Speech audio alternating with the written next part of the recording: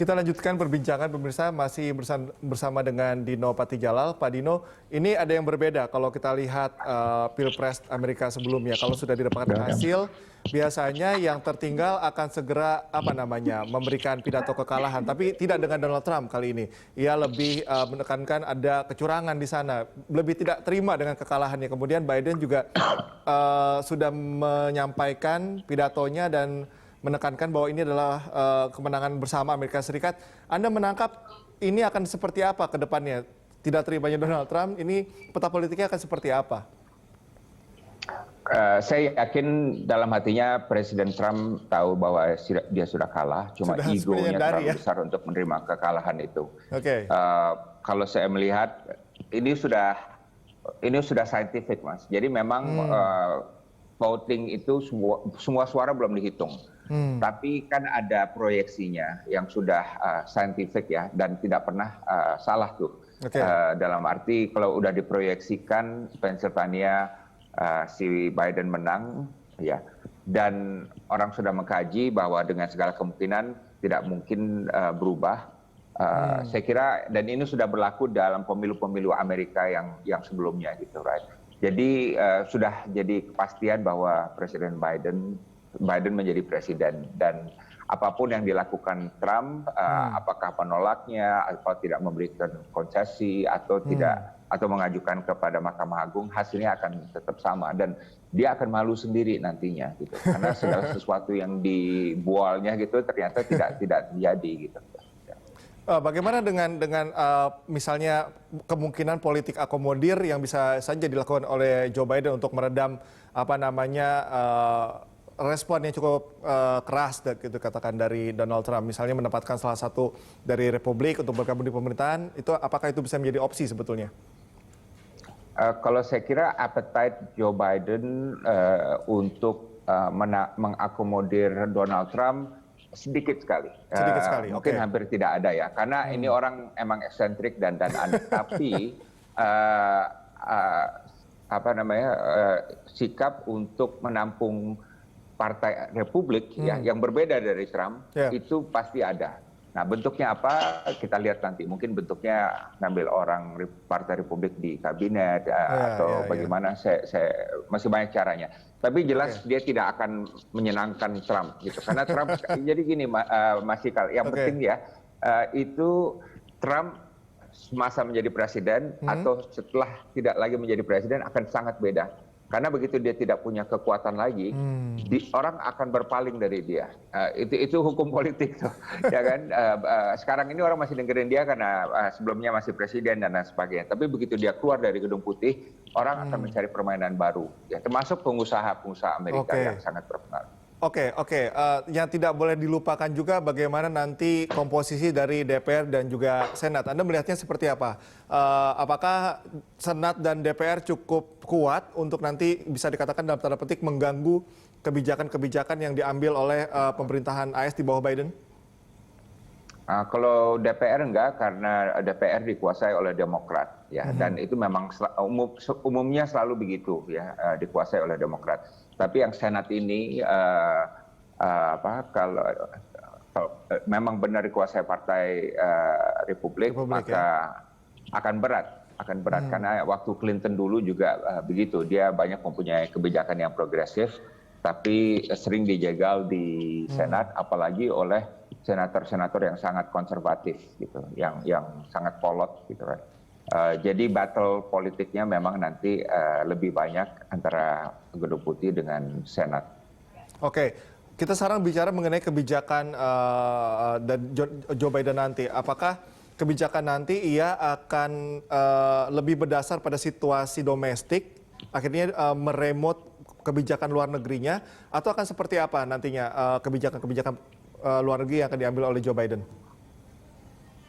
Kalau saya melihat pasti domestik nomor satu, karena dia tidak mau seperti George Bush, ya H.W. Bush, ya, ayahnya Presiden George Bush, yang di luar negeri populer sekali karena pernah menang perang Kuwait, tapi di dalam negeri dikalahkan oleh Clinton karena kondisi ekonomi terasa terabaikan. Jadi dia mau nomor satu pasti prioritasnya adalah ekonomi, COVID, seperti yang disampaikan ya, menangani COVID dan menangani resesi ekonomi. Tapi dia juga tidak bisa melakukannya dengan menutup Amerika. Saya yakin dia ingin at the same time Amerika menjadi menjadi pemimpin dunia, pemimpin di pentas global lagi, dan apalagi kesehatan ekonomi di dalam negeri banyak dipengaruhi oleh kebijakan perdagangan, ya, kebijakan investasi dan lain sebagainya. Ya, jangan lupa Amerika adalah salah satu destinasi investasi yang paling top di dunia ya, nomor 1, nomor 2. Berarti bisa dipastikan. Itu masih akan. Oke, bisa dipastikan ya. Pak Dino tetap akan lebih internasionalis ya kebanding Donald Trump yang lebih isolasionalis ya, begitu? Ya pastinya gitu, karena Amerika di bawah Trump saja slogannya adalah America First, right? Jadi Amerika yang paling penting, Amerika duluan gitu, right? Dan tentu itu berarti dia harus memunggungi berbagai politik internasional gitu.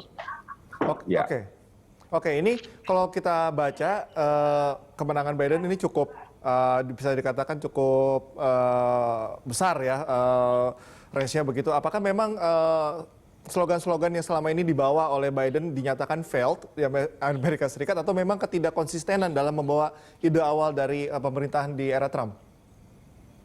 Ya, itu sebetulnya mungkin pandangan saya agak berbeda ya, Mas Cikal, dalam arti memang kalau dari segi electoral votes besar bedanya ya, sekitar 40-50 ya.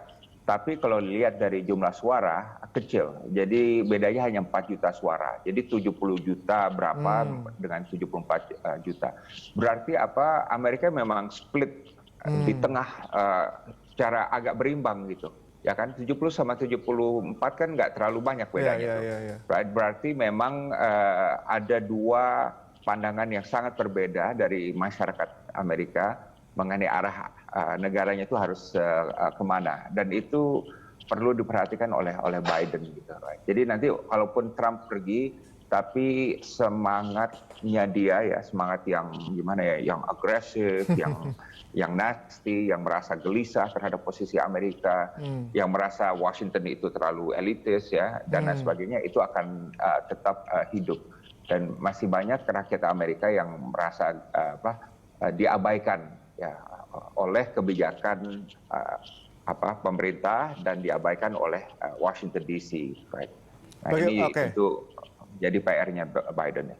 Oke, Pak Dino, bagaimana dengan Trans-Pacific Partnership? Ini apakah akan dikedepankan juga oleh Joe Biden dalam langkah-langkah strategisnya?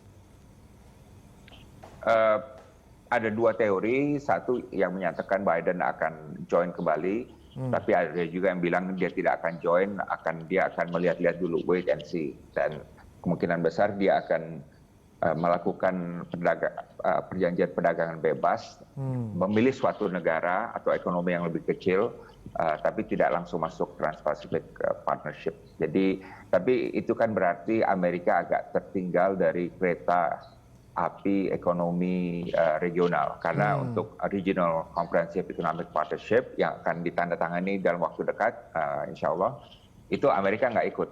Ya, yang ikut sana adalah Tiongkok, Jepang, Korea misalnya. Right? Nah, tapi dan juga TPP, namanya CPTPP sekarang, bukan TPP lagi ya. Nah, itu juga Amerika juga nggak ikut. Right? Jadi Amerika itu tantangannya, dia mau aktif dalam perdagangan kawasan, tapi dia nggak ikut dalam gerbong-gerbong kerjasama ekonomi yang ada di kawasan. Mungkin APEC lah, dia masih ada tentu. Di APEC ya. Tapi APEC aja bukan satu-satunya permainan ekonomi di kawasan. Bagaimana dengan isu hak asasi manusia yang selama ini sering digaungkan oleh Joe Biden? Mana kira-kira pihak-pihak yang mungkin akan tersentil begitu dengan cukup concern-nya Joe Biden dan juga Kamala Harris dalam isu HAM ini? Saya kira bagus-bagus saja, karena kita semua juga nggak mungkin kita against human rights ya. Tapi kalau dari hubungannya dengan Indonesia, kita sekarang posisinya jauh lebih baik daripada dulu tahun 70 atau 80-an, 90-an gitu.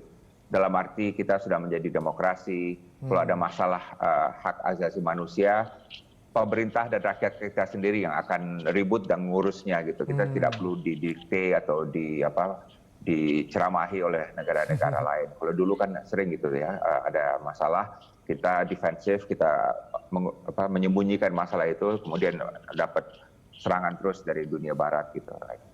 Sekarang kita, menurut saya, sudah merasa jauh lebih confident dan terbuka mengenai masalah-masalah hak asasi manusia. Jadi kalau arahnya Biden sama Kamala nanti ke arah sana, kita nggak perlu cemas gitu ya, santai aja, karena kita sesama demokrasi dan Amerika pun masalahnya juga banyak, right? Jadi mereka nggak perlu menggurui kita gitu. Oke. Sebenarnya banyak yang mau dibahas nih Pak Dino terkait dengan kemenangan dari Joe Biden ini. Tapi kita juga terbatas oleh waktu. Mungkin terakhir ini Pak Dino, ini kan Biden akan dilantik pada Januari 2021. Saat ini kan statusnya bisa dikatakan, koreksi kalau saya salah, presiden-elect begitu ya.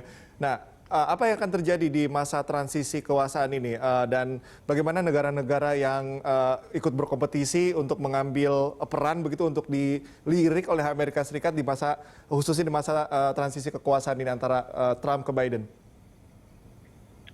Mungkin saya jawab yang pertama aja dulu, yaitu yang saya khawatirkan adalah Trump ini, karena dia presiden yang sangat nyentrik ya, sentrik. Dia mungkin akan memanfaatkan 2 bulan ke depan ini untuk melakukan hal-hal yang sebetulnya tidak bisa dilakukan karena sebagai presiden transisi. Dan dia juga mungkin akan membuat suasana menjadi dangerous ya, mohon maaf.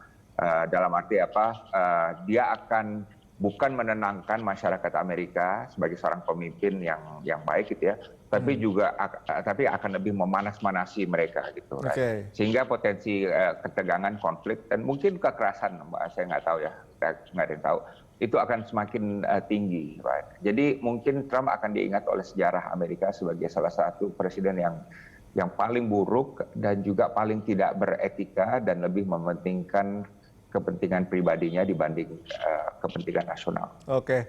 Pak Dino, terima kasih ya atas waktu yang bersama kami dan juga pemaparannya. Pak Dino, sehat selalu. Terima kasih, Cikal. Ya, baik pemirsa, usai jeda, Good Morning Jakarta akan segera kembali dengan rangkaian informasi menarik lainnya. Tetaplah bersama kami.